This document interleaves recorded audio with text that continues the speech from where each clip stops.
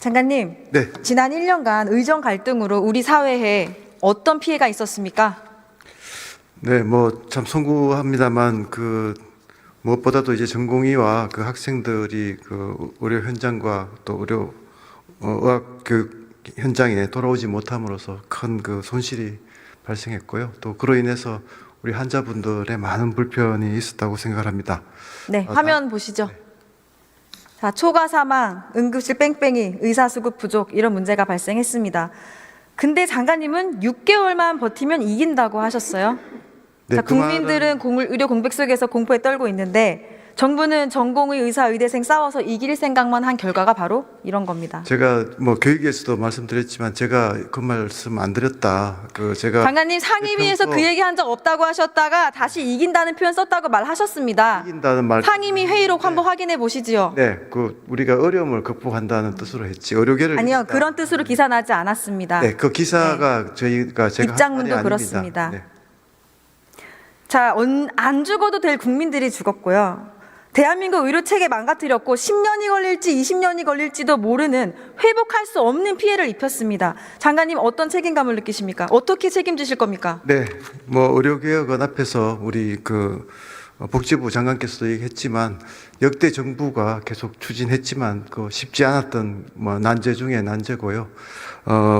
이번 정부가 그럼 단계적으로 추진을 했어야지 이렇게 많은 사람들의 생명을 앗아나가 놓고 이렇게 혼란을 만들어 놓고 원래 어려운 문제라고 지금 치부하는 겁니까? 네, 어렵기 때문에 뭐 제가 그 다 양해를 구해서는 말씀은 전혀 아니고요.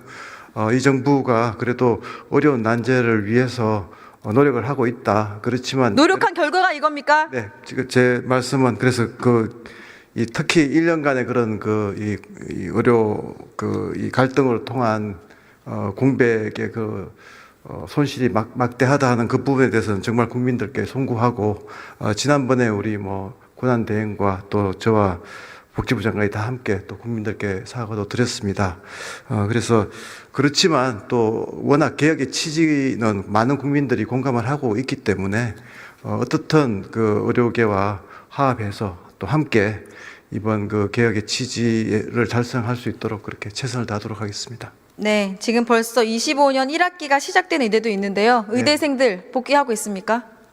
뭐 서울대 같은 경우에 일부 복귀가 됐고요. 그렇지만 아직 미미합니다. 그래서 예, 94.7%가 복귀하지 않고 있습니다, 네, 장관님. 예, 그래서 두 가지 미미한 정도가 아니라 아예 안 돌아오고 있다고 볼 수 있어요. 네, 그래서 장관님 의대생들 어떻게 돌아오게 하실 겁니까? 네, 크게 이제 두 가지 방향이라고 생각합니다. 첫째는 그 이제 의료계가 요구하고 있는 정원의 문제에 대해서 좀 열린 마음으로 또 아까 이제 복지부 장관께서도 얘기했지만 제로 베이스에서 논의하겠다. 그래서 충분히 그 의견을 듣고 또 협의를 하겠다 하는 그 말씀을 드리고요. 두 번째는 어떻든 작년에는 우리가 학사위원회라고 해서 그 대승적인 양보를 했지만 이번에는 어떻게든 그 학생들이 돌아와야 되기 때문에 학칙을 원칙적으로 지켜서 어떻게 보면 꼭 돌아와야 되는 그런 좀 환경을 만들어 드리겠다 하는 그 두 가지를 말씀드리겠습니다. 근데 지금 하신 말씀과는 다르게 어제 의대 총장들에게 신입생 휴학 시 엄격하게 조치하라고 하셨어요. 네, 그게 학칙에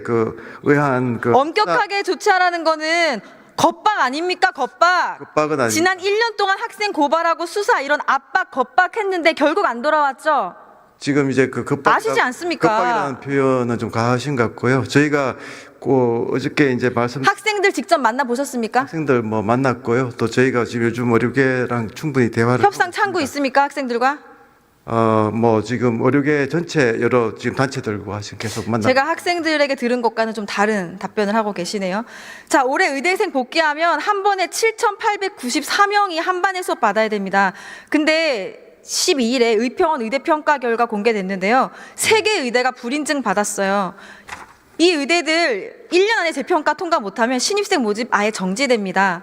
근데 교육부가 현장 지원단 방문 통해서 지원을 했거든요. 근데도 통과를 못했어요. 네, 그 관계에는 제가 좀 말씀을 자세히 드리면 불인정이 아니고 이제 불인정 유예 판정입니다. 그래서 이제 노력을 해서 개선을 하면 불인정을 받지 않을 수 있는 거죠. 그래서 지금 그렇게 현재 수업할 수 있는 상황이 아닌 거잖아요. 그러니까 아닙니다. 한마디로 아니라니요. 정확하게 좀 말씀을 드리면 불인정 유예 지금 말장난하십니까? 아니요, 말장난이 아니고 정확하게 불인정 유예 판정을 한 겁니다. 이번에 불인정과 불인정 유예는 큰 차이가 있고요.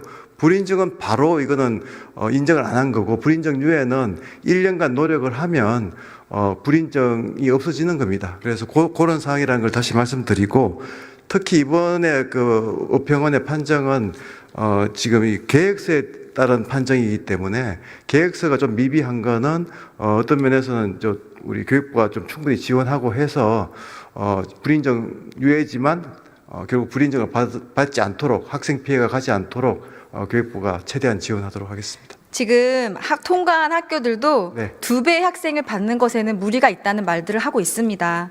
3월에도 학생들 복귀하지 않으면 어떻게 하실 겁니까? 저희가 뭐 계속 3월이 마지노선이다. 그래서 어떻든 최대한 이제 복귀 노력을 할 거고요.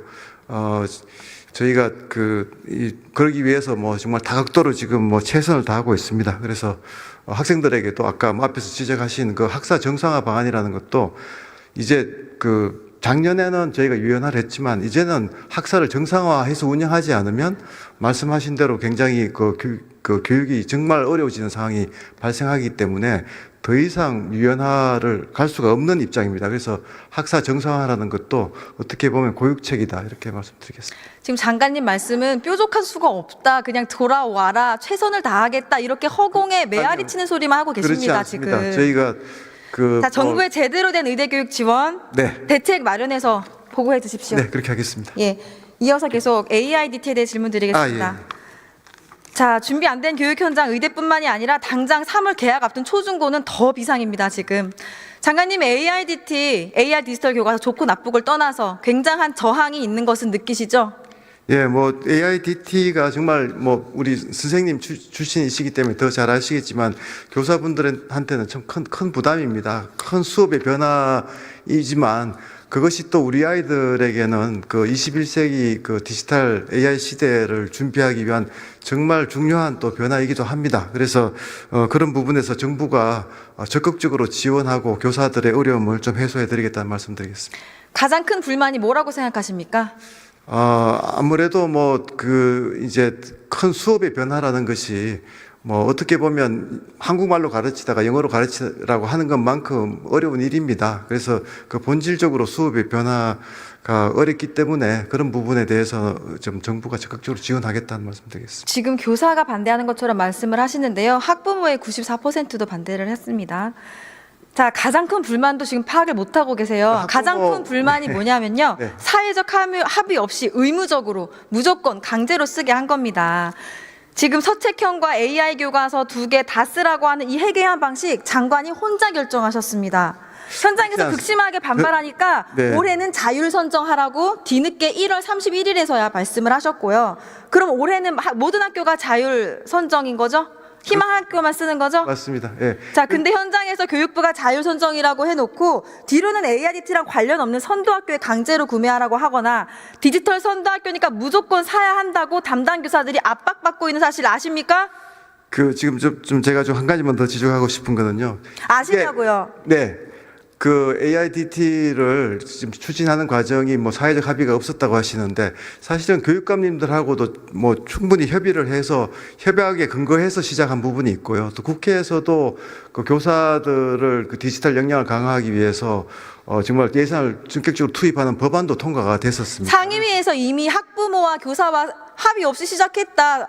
다 시인하셔놓고 여기서 또 다른 소리 하세요. 합의라는 걸 이주호 장관 1인의 지금 어떤 개인적인 욕심으로 지금 여기까지 온 거 아니 아닙니까? 어떻게 AI 디지털 그 큰 전환이 답변하세요. 교육부에서 억지로 사라고 강제로 지시했는 한 적 있습니까? 없습니까? 저희는 자율 선택이라는 원칙을 그 국회랑 협의해서 그렇게 하기로 해서 그렇게 진행을 하고 있는 것입니다. 그럼 지시한 사실 없다는 거죠? 그거는 제가 어떤 경우를 지금 말씀하시는지를 확인을 좀 더 해봐야 되겠습니다. 또 이렇게 답변을 빠져나가시네요. 아니요. 현장에서 지금 이런 일들 강제 구매하라는 일들이 벌어지고 있습니다. 파악하십시오. 제가 파악해서 보고하십시오. 네, 파악을 해보겠습니다. 알겠습니다.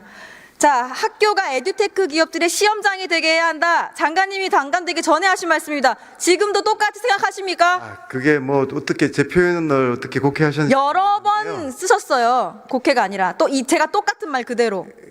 그 지금 제가 뭐 이 학교가 에듀텍 기업의 시험장이라는 게 아니고 사실 학교와 에듀텍 기업들이 협업해서 아이들의 디지털 역량을 키워줘야 한다는 그런 취지였을 것입니다. 그래서 제가 뭐 그 교육부 장관으로서 그 이 일을 할 때는 정말 세계적인 트렌드와 우리 아이들의 미래를 생각해서 가장 필요한 일이기 때문에 제 질문에 하는 답해 주세요. 것입니다. 학교가 에듀테크 기업의 테스트 베드가 되어야 합니까?